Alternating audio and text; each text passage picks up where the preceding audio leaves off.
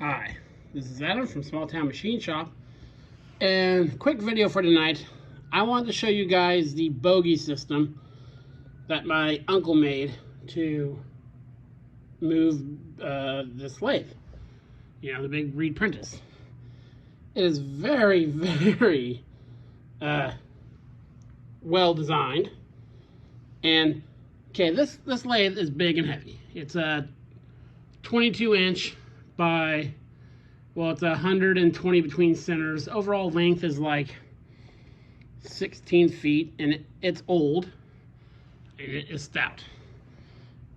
We got this thing off the trailer in probably 10 minutes.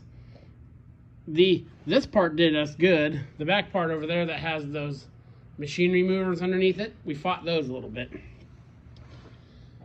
So this thing was amazing, and it can be made from simple materials. So if you have a big lathe to move, I'm going to show you what it consists of. So as you see, the side rails here are two big pieces of angle iron. That's probably it's probably bigger than an 1/8 inch. Not sure the size. But that's what cradles the side of the machine. Then there's a piece of tubing, and you could use pipe 2. Front and back, there is a piece of all thread. You see it right there, and that clamps it to the base. Okay. So then this is the part that I think this is super cool. When unloading from a trailer, and we use a tilt deck trailer, you know, there comes a point when your load goes off onto the shop floor.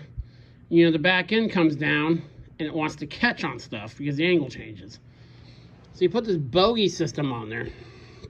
And what the tires are is weights, like, you know, lifting weights, because they're round and they're iron. And then, see this weld here? There's a shaft, and they're each individual.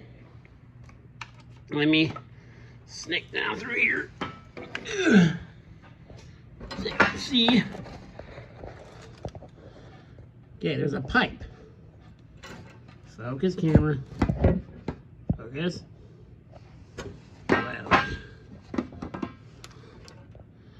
Okay, you see this? There we go. See that pipe back there? That is the sleeved between the bogies, the axle stubs, if you will, and locks them together and provides more structure. And you see the end of that pipe there with the pipe thread, and that could be a piece of normal steel pipe. You see it down there. That's just the housing for the tube so that this can pivot. And yeah, you can modify, this will fit any machine. The only thing you need to modify is the all thread, which you don't even need to, and length that pipe, and you could make these once and they'll fit any machine you'll ever move. Now we did, once we had it moved, we thought about this should have been flipped around so the bogey would be more towards the back, but still unloaded excellently. I mean, we had to restrain it to have it from coming off the trailer. So yeah. You learn when you unload stuff like we do, and how I've always done it. I've never had a forklift or anything like that. Every machine, you know, you learn a few things from the last time. And normally I just use a tilt deck trailer and a come along to get them off. And that works, but slow, and I use concrete stakes underneath them as rollers. But for just the little time to make something like this, another shot there of that carrier. So if you make something like this, then you have it, and especially loading machines onto a trailer. Like if you're at someone's house, you know, thankfully most of the places I've been, they've been able to load me. But you could jack it up, put it on these, and easily pull it onto a trailer. So that's just an idea for you guys.